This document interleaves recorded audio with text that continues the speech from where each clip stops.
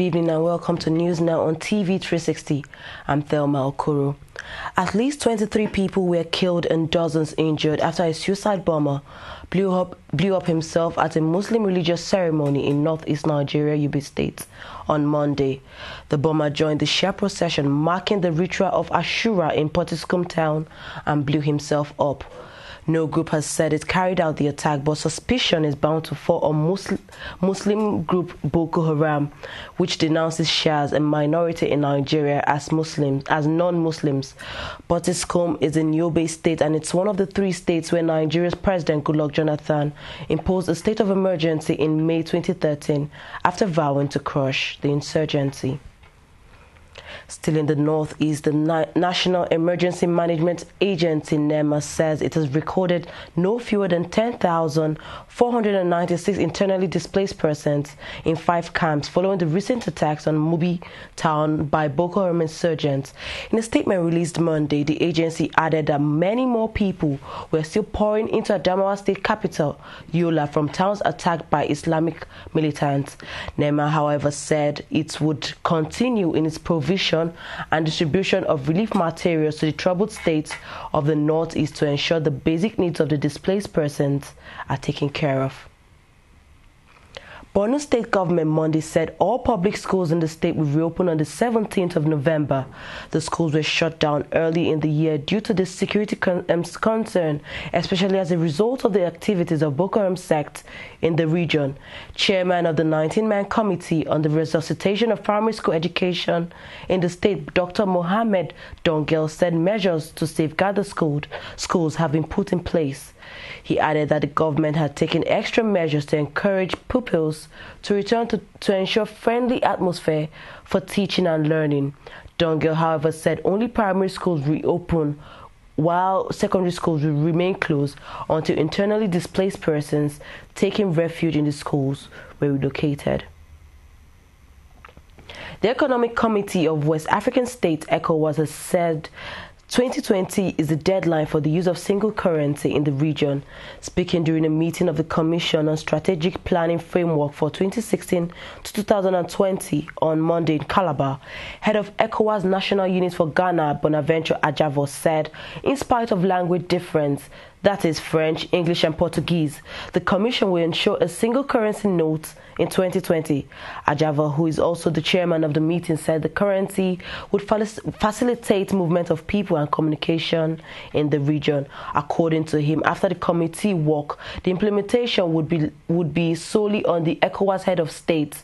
He said that the meeting was organized to harvest ideas and inputs that would ensure the preparation of strategic documents that reflect the aspiration of ECOWAS Vision 2020.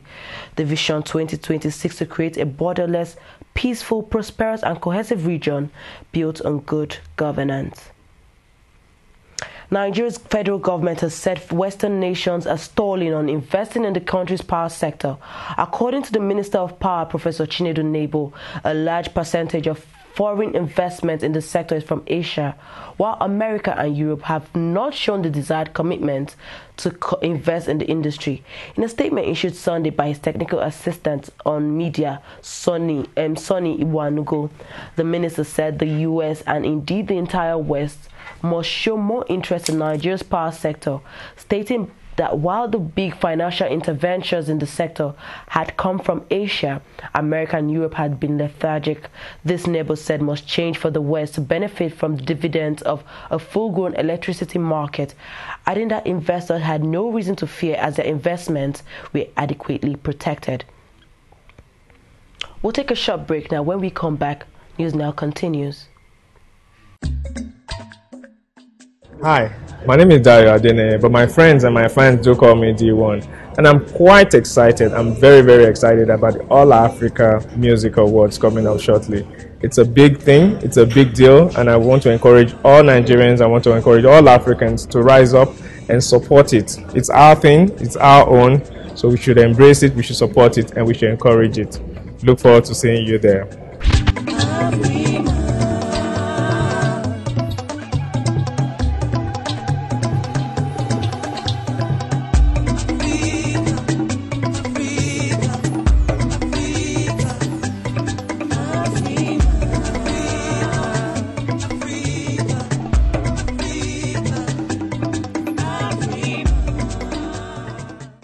welcome back to News Now.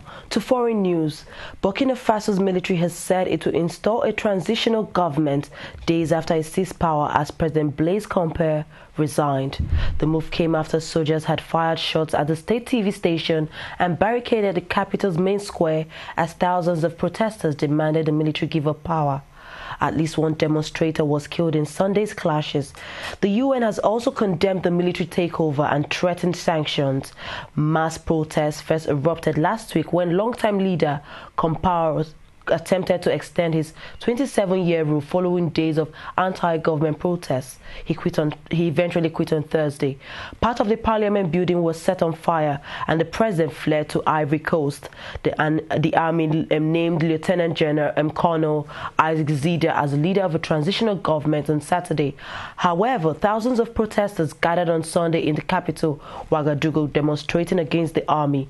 Under Burkina Faso's constitution, the president of the Senate should take over the national president if the national president resigns, and an election should take place within 60 to 19 days afterwards. The African Union and the US and regional bloc ECOWAS have all condemned the military takeover. Meanwhile, AU has now given the military 2 weeks to hand over to a civilian government.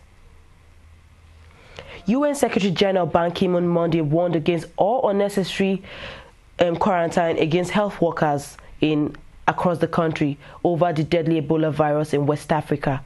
In some US states, officials have imposed quarantines on health professionals returning from the 3 Ebola-ravaged West African countries, but the US federal government opposes such measures. The UN Secretary General said the best way to stop the virus is to stop the virus at its source rather than restricting the movement of people or trade, especially health workers. The most deadly outbreak of Ebola on record has nearly killed 5,000 people, all but a handful of them from Liberia, Guinea and Sierra Leone. Meanwhile, Canada and Australia have barred entry from citizens of Liberia, Sierra Leone and Guinea, where the disease is widespread, and some US politicians have called for a similar ban in the United States. Moving on to sports now, the Confederation of African Football Monday said it will not move the 2015 African Cup of Nations from January and has given Morocco until Saturday to decide if it will host the Cup as scheduled. Morocco wants a postponement because of fears over the Ebola outbreak, but CAF has refused to postpone the tournament. Instead, it has asked Morocco to clarify its position by 8th of November, a deadline also given to countries who may want to step in as replacement hosts. The governing body says a final decision will be made on 11th November in Cairo in Egypt. The meeting in Rabat was fixed last month when Morocco asked CAF to postpone the tournament after being advised by its own health ministry that hosting the 16-team tournament posed a risk of spreading the Ebola virus, which has killed over 5,000 people in the region. There have been no cases of Ebola in Morocco. Meanwhile, the World Health Organization has said intense transmission of the virus continues in Guinea, Liberia and Sierra Leone. That's it on News Now. We thank you very much for joining us. I'm Thelma Okoro.